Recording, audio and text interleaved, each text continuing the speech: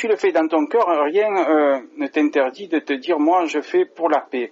Je veux pas qu'il y ait une troisième guerre mondiale, ni avec la Russie, ce qui se passe avec l'Ukraine, ni dans le futur, parce que là, on est en 2022, mais peut-être dans 3-4 ans, il y aura d'autres pays qui vont aussi, faire que une troisième guerre mondiale peut arriver.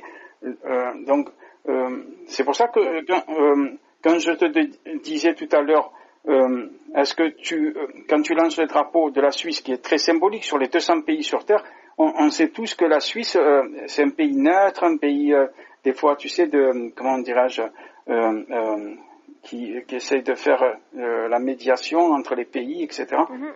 Et donc toi, tu te dis que tu as quand même une importance à jouer, au moins dans ton cœur, dans tes pensées, des énergies, parce que toi tu parles beaucoup d'énergie, Isaline, et tu as raison. Mm-hmm. En faisant ça, est-ce que c'est dans tes pensées, tu te dis c'est une bonne énergie ce que je fais, et ça peut contribuer quelque part à la paix. Alors depuis que j'ai fait le trekking, j'ai un peu changé de mentalité, c'est-à-dire que pour moi ce qui est important c'est ce qui se passe dans le moment ici et maintenant, dans le présent, et puis que si on pense trop loin en avant, de toute façon on déprime. Actuellement avec le climat qui va pas, là quand on voit qu'il neige au Brésil et qu'il y a des tornades en Allemagne, et puis etc. On voit aussi ici en Valais surtout nos glaciers qu'on voit fondre de semaine en semaine. Aussi par rapport à la guerre, il faut pas trop y penser à mon avis. À mon avis, il faut profiter à fond de chaque chose qu'on peut faire dans le moment présent, faire du mieux possible, que chacun fasse du mieux possible pour soi-même, pour les gens qui l'entourent, et qu'on fasse la paix déjà avec soi-même et avec les personnes qui nous entourent. Ce serait déjà un énorme pas. C'est comme j'ai entendu une personne dire, si chaque personne balayait devant sa porte, Paris serait propre en 5 minutes. C'est vrai, ça. Et donc du coup, je pense que si chacun déjà nettoie devant sa porte, donc ça veut dire regarde sur soi-même qu'il ait déjà la paix avec soi-même, qu'il ait la paix avec les gens qui l'entourent, il n'y aurait pas de guerre. Et si chacun regardait pour son propre problème et réglait ses propres problèmes, il n'y aurait aucune raison d'aller chercher chez les autres ce qu'on n'a pas. Parce que finalement, quand on regarde à l'intérieur de soi, on a déjà tout ce qu'il nous faut. Et si on va toujours chercher les problèmes ailleurs et qu'on dit toujours ah l'autre il a ça en plus, bah sûrement que c'est le voisin qu'on chérit et qui dit ah il a tout ça, bah il dit la même chose de nous, ah il a ça que j'ai pas. Et ça je pense c'est vraiment aussi important que chaque personne comprenne. C'est clair qu'en pensant comme ça on va pas arrêter la guerre en Russie, en Ukraine. Pour moi personnellement je trouve ça juste un jardin d'enfants, très clairement. Mais après, comme je dis, je suis neutre par rapport à ça. Et il y a sûrement des raisons, autant pour la Russie, autant pour l'Ukraine. Je critique pas, et c'est pas à moi non plus d'aller regarder les problèmes là-bas. Mais je pense que si chacun regarde pour soi-même, et c'est un peu aussi la philosophie de la Suisse, j'ai envie de dire, c'est que chacun regarde un peu devant ses pieds, et puis essaie de nettoyer autour de soi-même. Et ça, c'est le plus important. Et c'est comme ça aussi que je pense que la Suisse arrive à garder un peu sa neutralité. C'est qu'on va pas chercher les problèmes chez les autres. Oui, ce que tu dis, c'est pertinent de toute façon, Isaline. Et moi-même, je partage ton avis. Parce qu'il y a 200, comme je t'ai dit, pays sur Terre. C'est quand même extraordinaire. Bon, nous, en Occident, on parle beaucoup de l'Ukraine, mais quand on voyage dans d'autres pays, en Asie ou en Afrique, ils n'en parlent même pas, parce que pour eux, ils ne sont pas concernés. Ils ont raison quand même. Tu vois, nous, on nous oblige à prendre parti là contre la Russie, alors que il faut pas oublier que la Russie, quand même, c'est la Fédération de Russie, c'est le plus grand pays du monde en superficie, et aussi, et le plus grand pays aussi du monde qui détient des armes nucléaires. Donc, il vaut mieux ne pas, faire une surenchère. Hier, j'écoutais une émission avec quelqu'un qui avait des responsabilités très importantes dans le gouvernement français. Il s'appelle Alain Juillet, comme le mois de juillet, et il disait justement ces choses-là. Tu vois, il avait le courage de dire, maintenant qu'il est plus en politique, il a, il travaillait pour le renseignement français, etc., dans des postes du ministère de l'Intérieur, etc. Et son discours, il est quand même intéressant. Il dit qu'il ne faut pas faire ce qu'ils font en Europe, en France, etc., donner des armes, j'allais dire, mais il faut trouver un moyen de paix, de réconciliation. Je trouve qu'il n'a pas tort. J'aurais aussi envie de dire que toutes les guerres, quand on regarde dans l'histoire de l'humanité, qui ont commencé, c'est quand on a essayé d'aller piller des choses chez les autres. Et que parce qu'on croyait que les autres avaient plus que nous. Et à mon avis, si chacun restait un petit peu à sa place actuellement et qu'on n'allait pas chercher les problèmes chez les autres, c'est comme si la Suisse disait maintenant on aimerait avoir un territoire plus grand parce qu'on est un petit pays et on aimerait par exemple avoir l'Autriche en plus et qu'on commence à se battre contre elle pour avoir du territoire en plus, c'est aberrant. Après, sûrement qu'il y a d'autres raisons. Voilà, c'est juste ce qu'on entend ici. Et je pense aussi que chacun exprime son opinion sur cette guerre. C'est aussi un petit peu prétentieux à mon avis parce qu'on ne sait pas ce qui se passe réellement. Nous, tout ce qu'on a, c'est des informations qui sont filtrées, surtout qu'on connaît aussi les pays de l'Est, comment ça fonctionne dans les médias. Et je pense qu'on n'a pas non plus notre histoire à mettre là-dedans. À mon avis, si tout le monde laissait faire son histoire entre la Russie et l'Ukraine et qu'on les laissait se débrouiller tout seuls, il n'y aurait aucune raison de se battre. Parce que du coup, il n'y a pas d'intérêt. Si chacun s'intéresse et puis dit « Ah, on soutient l'Ukraine, les autres, on soutient la Russie », et puis qu'après on se tape tous sur la tête, ça sert à rien. Si on les laisse se débrouiller tout seuls, au bout d'un moment, ce sera fini beaucoup plus vite parce qu'il n'y aura pas toute la terre à détruire. Il y a deux pays qui se battent. Là, on est en train de monter tous les pays l'un contre l'autre, alors que c'est une histoire entre deux pays. Alors, personnellement, je dirais mais qu'on regarde chacun devant sa porte et puis qu'on les laisse faire finalement. C'est leur histoire, c'est pas la nôtre. Et nous, on peut pas avoir la prétention de savoir ce qui se passe là-bas sans y vivre, sans y connaître tous les problèmes et sans savoir si on a vraiment toutes les informations. Ce que tu dis, mais c'est super et j'approuve à 100%. Et rappelle-nous ton âge quand même, Isaline. J'ai 17 ans. Voilà, 17 ans, mais putain, franchement, tu me fais halluciner, tu me fais très plaisir, tes parents peuvent être fiers de toi, ta famille, etc. Pourquoi ? Parce que ce que tu dis, c'est exactement ce qu'il faudrait faire. On vit dans une société, il y a une hypocrisie immense, tu sais, avec les dirigeants européens, et même moi, en tant que Français, avec Macron, tu vois, qui a été réélu, qui diabolise la Russie, et que... comme je te dis, tu as tout à fait résumé facilement la situation.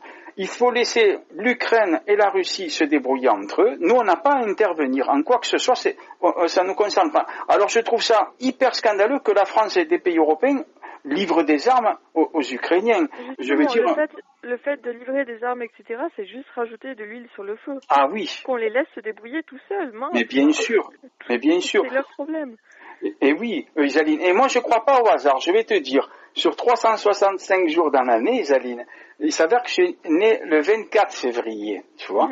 Et une autre chose qui n'est pas le hasard, c'est que je suis président d'une association que j'ai créée il y a 8 ans à peu près, qui est déclarée en préfecture à Marseille, en France, tu vois, et qui fait plusieurs choses, notamment par exemple aider les enfants, tu sais, par exemple, qu'ils ont besoin de médicaments et qu'il y a un embargo américain, tu sais, en Iran par exemple. On avait été contacté par l'ambassade exactement par le ministre Jawad Zarif, grâce à un tweet. Des fois, tu sais, un tweet, tu te dis, mais qui va le lire ? Un jour, en tant que président de l'association que je dirige, j'ai envoyé un tweet, c'était en août 2019, à ce ministre Jawad Zarif des Affaires étrangères de la République islamique d'Iran, en disant, parce que lui, il disait que à cause de l'embargo américain, regardez, il montrait des photos, les enfants iraniens meurent du cancer, on ne peut pas leur acheter les médicaments. Donc je l'ai contacté par Twitter, je lui ai dit, s'il vous plaît, dites-nous quel médicament et combien le nombre et tout. 3 mois après, c'était exactement le 8 novembre 2019, je reçois un email de l'ambassade de la République islamique d'Iran à Paris, en disant, voilà, ils nous ont donné plusieurs listes de médicaments, tu vois, et Et immédiatement, il n'y a pas de dimanche, lundi, d'heure. Quand c'est pour aider des enfants, il n'y a pas de date. Moi, je ne travaille pas dans les horaires de bureau. En plus, je suis bénévole dans l'association. Et qu'est-ce que j'ai fait? Le même jour, j'ai contacté l'ambassade des États-Unis, tu vois, en leur disant, voilà, s'il vous plaît, j'aimerais savoir pour ces médicaments, avoir un document qui autorise la République islamique d'Iran à acheter ces médicaments. Donc j'avais même appelé, j'étais prêt à aller aux États-Unis, etc. Les autorités américaines, ils m'ont fait comprendre que ces médicaments n'étaient pas sous embargo, qui concernaient les maladies très graves du cancer, etc. Bon, après, moi, je ne sais pas si...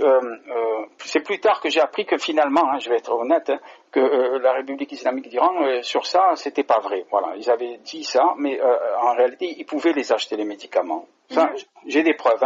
Mais je veux quand même garder un bon contact avec ces autorités iraniennes. Mais ce que je veux dire, c'est que la République islamique d'Iran, donc... elle a fait ça, elle a dit ça, elle a menti, j'ai des preuves, moi je peux aller n'importe quel tribunal, je dis oui, ils ont menti, ils nous ont fait croire ça, en réalité, ils pouvaient les acheter, mais ils ont, voilà, bon. Mais je referme la parenthèse. Et un autre truc, c'est que depuis un certain moment, depuis longtemps quand même, la Fédération de Russie, elle nous suit, notre association sur Twitter.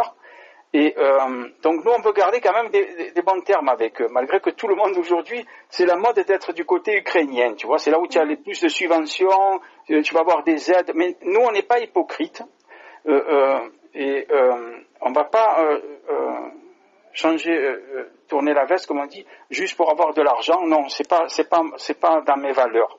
Et tu as vu, en plus moi j'habite dans un endroit, c'est petit, tu as vu le couloir tout à l'heure, le bruit, les gens se disputaient, s'insultaient et tout, tu vois, donc je le mettrai peut-être pas au montage parce que c'est quand même des gros mots pas très sympas, et surtout si des enfants vont écouter l'émission, donc c'est pour ça que je vais pas le mettre, mais je veux dire, je vis donc dans une situation économique qui est pas très, très bien, mais c'est pas pour ça que moi je vais me dire tiens, je vais choisir le côté ukrainien, là l'association que je préside va avoir des subventions, va avoir du fric. Non, moi j'ai pas la foi de faire des choses comme ça.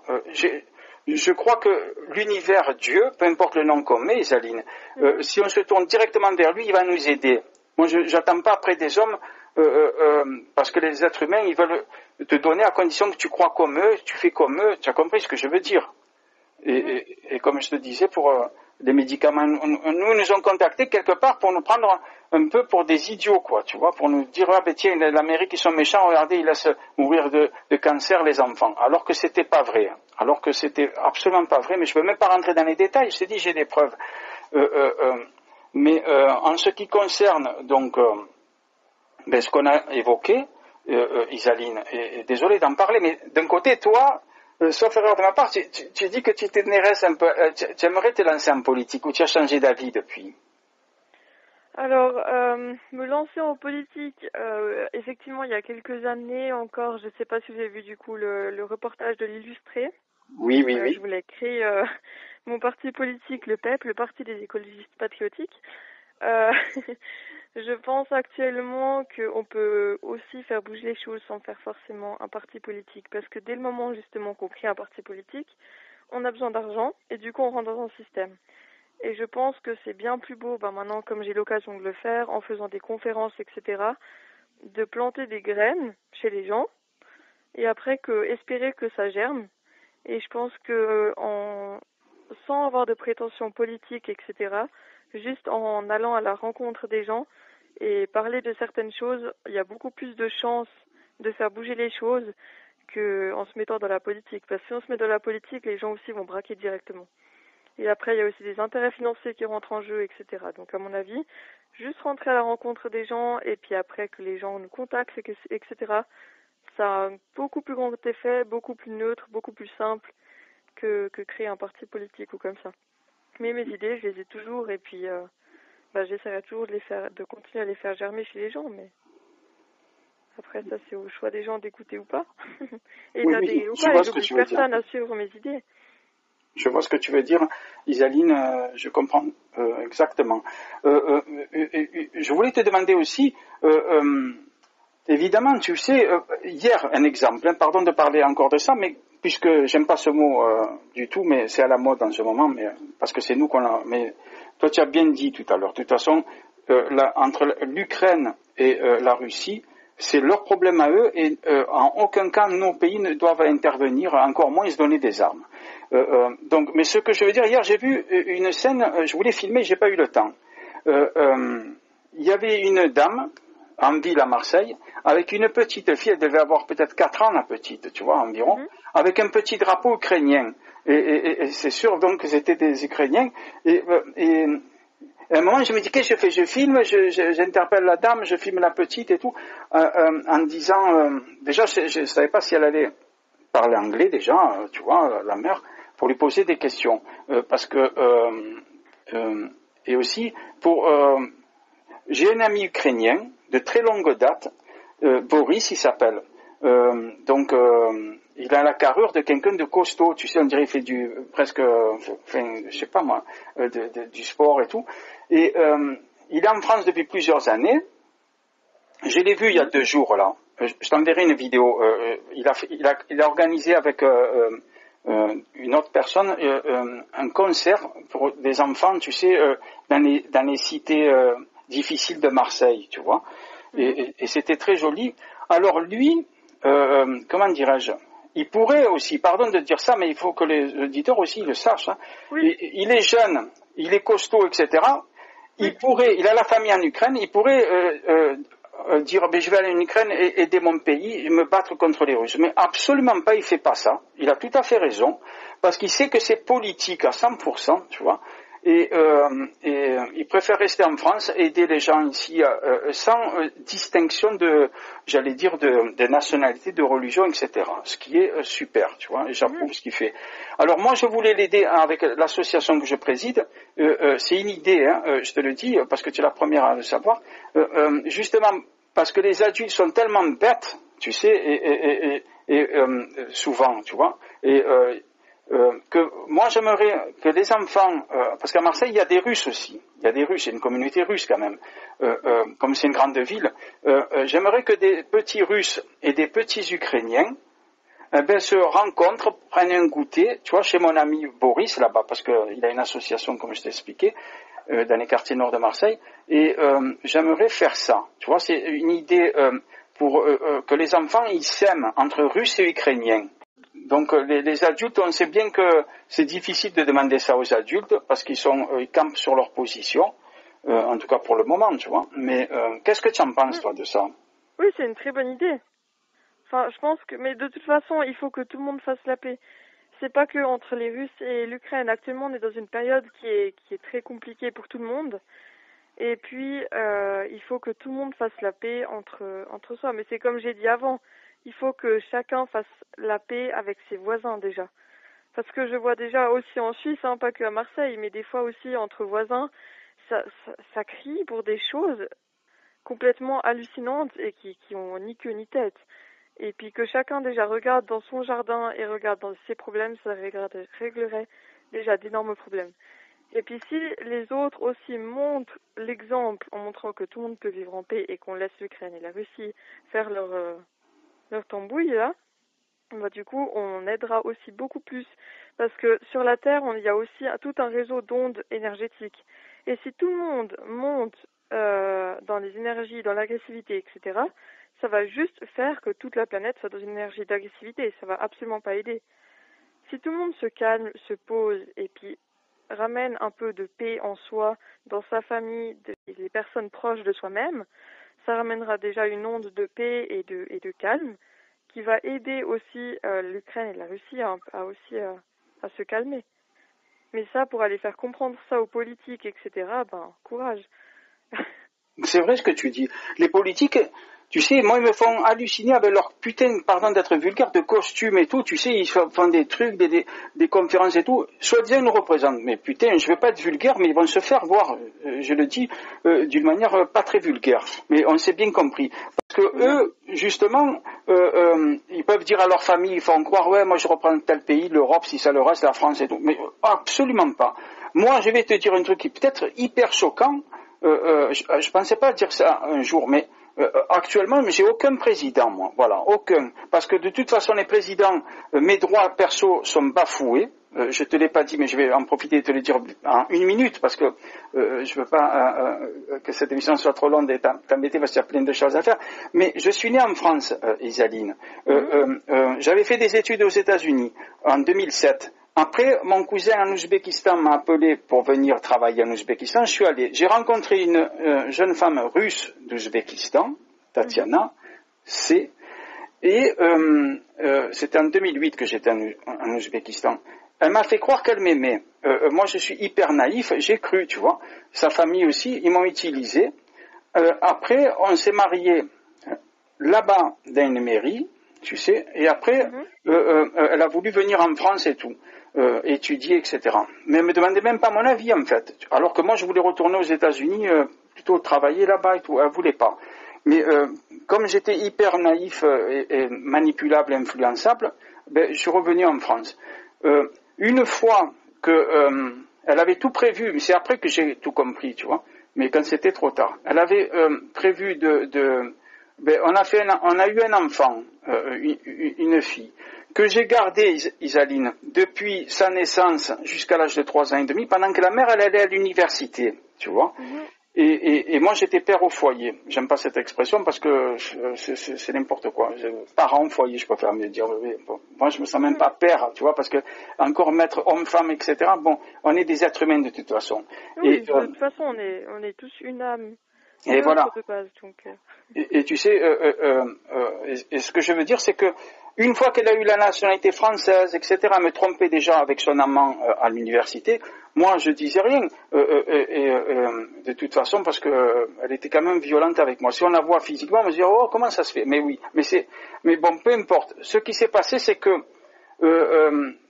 mon ex-épouse vit toujours à Marseille, parce que je l'ai rencontrée dans le métro il y a 2-3 jours. Je l'ai croisée par hasard, on était dans la même rame, mais je lui ai pas parlé rien. Sur le coup, je voulais la filmer, tu sais, en lui disant vous avez pas honte de pas respecter les décisions de justice, je suis censé voir notre fille, etc. Je voulais même la vous voyez, tu vois, tellement que voilà. Mais je l'ai pas fait, j'ai pas filmé rien, j'ai dit je laisse, je dis rien, je laisse faire. Tu vois, mais elle m'a vu, tu vois. Mais ce que je veux dire, c'est que depuis 2016, tiens-toi bien, hein, Isaline, je ne vois pas ma fille. Alors que j'adore ma fille, tu peux pas t'imaginer, quoi, tu vois. Ah, mais je l'adore, mais j'ai pleuré plein de fois, moi. J'imagine, c'est horrible. Ah, mais c'est horrible. Il n'y a pas de... tu vois ce que je veux dire et j'ai saisi la justice et tout. Et c'est pour ça que je te dis, j'ai pas de président. Encore moins de ministre de la Justice comme Dupond-Moretti, je ne sais pas si tu le sais, qui c'est le seul magistrat juge je en connais France. très peu la politique française. Mais... Ah, d'accord, mais tu perds rien parce qu'ils ne valent pas le coup de les connaître. Hein.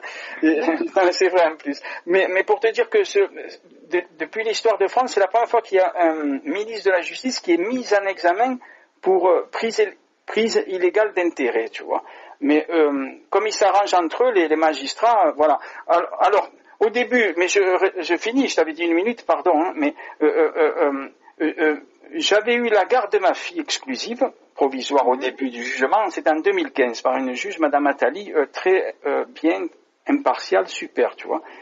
Mais ça n'a pas plu à une autre juge, Madame Chloé Salé, qui, quand j'étais dans la Drôme avec ma fille, m'avait appelé via son greffier complice, tu vois, alors qu'elle était dessaisie de mon dossier. J'avais reçu une lettre recommandée en disant « Madame Chloé Salé est dessaisie de votre dossier ». Et tu sais ce que ça veut dire, toi, Isaline, quand quelqu'un est dessaisi, un juge, il n'a aucun regard, aucun droit, encore moins de t'appeler, etc. Et elle m'avait appelé, et je l'avais enregistré, tu vois, j'avais enregistré son greffier, il ne le savait pas, hein, c'était à son insu, c'est interdit, d'accord, mais je l'ai mis sur ma chaîne YouTube. Et c'est là que, à cause de leur magouille, etc., j'ai perdu la garde de ma fille. Mais depuis, je vois plus ma fille. Mais ce que je veux dire, c'est que les magistrats à Marseille, quand on dit mon nom et mon prénom, ils disent « Oh putain, ce connard là », pardon d'être vulgaire, mais ils se disent, je ne vais pas dire des gros mots plus marseillais, j'allais dire, mais on s'est bien compris. Quand mon nom il sort en justice devant un juge, un magistrat, il se dit ce type, il est bien, il n'y a pas de souci, il a un casier judiciaire vierge, il n'a jamais fait de conneries, tout ça. Sauf que c'est un grand connard extraordinaire parce qu'il a porté plainte contre une juge, Chloé Salé. Justement, j'ai saisi le Conseil supérieur de la magistrature. Tu sais ce que c'est la police des polices des juges, si tu veux. Oui, je voulais faire avocate à un moment donné, donc je vois de quoi tu parles. Moi, tu voulais faire avocate. J'aurais rêvé d'avoir une avocate comme toi qui me défend, j'allais dire. C'est plutôt pour la protection animale que je voulais faire ça. Mais... Ah, ben écoute, mais c'est très bien. Franchement, si tu peux le faire, fais-le. Si tu peux le faire, fais-le. Parce que ce qui t'est arrivé, c'est pas par hasard.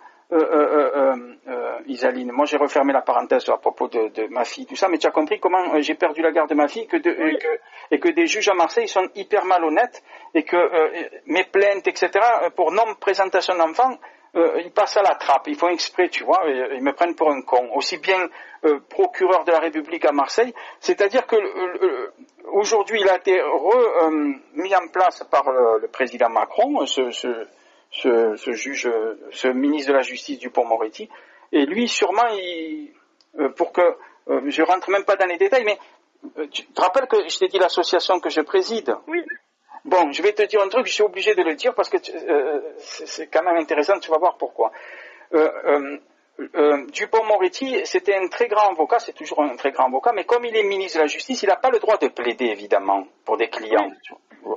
Mais il a un associé. Antoine V, il s'appelle, et qui a repris son cabinet.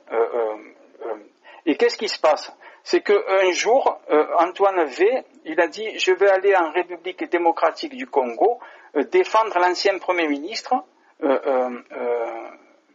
entre guillemets, qui est soupçonné d'avoir détourné des millions d'euros. » Moi, en tant que président de l'association que je préside, j'ai écrit à l'ambassadeur de la République démocratique du Congo à Paris en disant voilà, notre association vous conseille de refuser le visa à maître Antoine V, qui veut défendre l'ancien Premier ministre soupçonné d'avoir détourné, etc., des millions d'euros. Et qu'est-ce qui s'est passé? Il nous a écoutés, l'ambassadeur, et il a refusé le visa.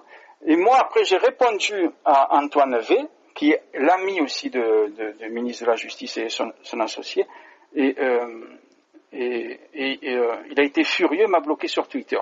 Et tu vois, et il nous a bloqué sur Twitter, mais voilà quoi. Et c'est pour ça que, comme rien ne bougeait avant, ben écoute, voilà. Et on leur a fait perdre peut-être 200 ou 300 000 euros. C'est les montants astronomiques qu'ils demandent quand ils défendent des clients, tu sais, qui sont détournés des millions d'euros, qui sont dans des postes prestigieux, etc. Mais je referme la parenthèse et merci pour ta patience d'avoir écouté, mais je pense que c'est quand même utile qu'on sache ça. Parce qu'on parlait, Isaline, et tu me dis si je me trompe, on parlait des politiciens, tu sais, avec leurs costumes qui nous font croire que il faut diaboliser par exemple la Russie et que c'est les méchants et que toi tu as bien dit, la Russie et l'Ukraine, c'est leur problème à eux, et on doit en aucun cas ni leur donner des armes, ni on ne doit même pas en parler, normalement. C'est ce que tu crois. Oui. Mais tu as raison. Et moi aussi. Et une question, maintenant je reviens à toi. Merci pour ta patience, hein, mais tu sais... avec plaisir. Voilà, mais tu sais, un jour que tu auras des enfants, Isaline, tu vas comprendre, si tu ne vois pas ton enfant pendant des années, mais c'est horrible, quoi. Alors, j'ai pas d'enfants, mais déjà mes chèvres, quand je les vois pas pendant une semaine, elles me manquent, donc j'imagine... Non, mais c'est très beau ce que tu dis. Non, mais je sais, mais c'est très beau, parce que quand j'ai vu le reportage, que j'ai vu 2 fois, hein, en plus, j'ai 2 épisodes, le premier épisode, le deuxième épisode, que tu dis, c'est comme mes enfants, ces chèvres. Justement, tu en prenais bien soin, toi, c'est ça qui est bien. C'est pour ça, si tu peux faire avocat pour les animaux, le droit des animaux, des animaux, mais pas que, tu sais, des insectes, des abeilles, on voit qu'il y a des pesticides. Non, pour moi, c'est tous des animaux. Hein. Mais bien sûr. Et l'être humain aussi, c'est un animal. Il n'y a pas de différence pour moi entre un poisson et un cheval, donc. Exactement, mais pour moi c'est pareil aussi, Isaline. Et l'être humain, il fait partie de l'espèce animalière. Oui, on est tous des animaux, très clairement. Voilà, exactement. Sauf qu'on sait très bien que c'est le plus dangereux de tous les animaux. Il détruit tout, il prend toutes les autres espèces en otage.